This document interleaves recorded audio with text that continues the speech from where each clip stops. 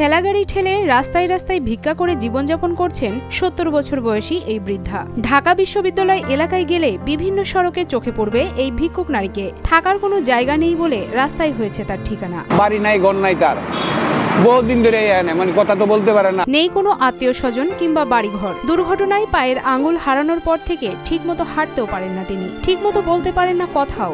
জীবিকার তাগিদে প্রতিদিন সকালে ঠেলাগাড়ি নিয়ে ভিক্ষা করতে বের হন। ভিক্ষাই, এই ছাড়া তার কোনো রাস্তা নাই। যে কয়েক পয়সা পায় ওই নিয়ে এরা কিছু খাওয়া দাওয়া করে, কটা পয়সা লগে থাকলে ওষুধ টষুধ লাগলে ওষুধ এনে খায়। নিজের কেউ না থাকায় ও শারীরিক অক্ষমতার কারণে মানুষের কাছে হাত পেতেই জীবন কাটাতে হচ্ছে তাকে। সারাদিন মানুষের দানে যা পান তা দিয়ে দিন পার করে রাতে ঠেলাগাড়িতেই ঘুমিয়ে পড়েন। গরম হোক বা শীত, ঝড় কিংবা বৃষ্টি, এই ঠেলাই তার আশ্রয়স্থল।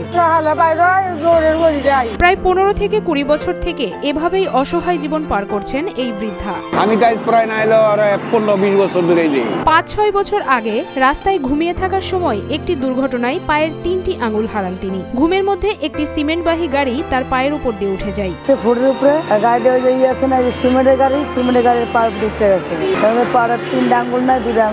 সাহায্যের জন্য অনেক চেষ্টা করলেও সুচিকিৎসা করার মতো সাহায্য পাননি কারো কাছ থেকে। বহুত জায়গায় দৌড়াইছে, কেউ কিছু দেয়নি। ওষুধ কিনা খাইছে, ভিক্ষা করছে, কিনা খাইছে। বৃদ্ধার কোনো আত্মীয় না থাকলেও দূরের একজন পরিচিত স্বজন রয়েছে, তার এক বোনের মেয়ে। সেই মেয়েই মাঝে মধ্যে দেখতে আসেন বৃদ্ধাকে। মাঝে মধ্যে মুঠোফোনে কথাও হয় তার সাথে। তার এমন কোনো ছেলে মেয়ে নাই, তার একটা বোনের মেয়ে আছে, ওই মধ্যে মধ্যে তারা একটু দেখশন করে। কোনো নির্দিষ্ট ঠিকানা না থাকায় যখন যেখানে সুযোগ হয় রাস্তার পাশে বসে রান্নার কাজ সারেন। তবে ঠেলাগাড়ি করে ভিক্ষা করতে গেলেও সহায়তা নিতে হয় আরো একজনের, তাকেও দিতে হয় ভিক্ষার ভাগ।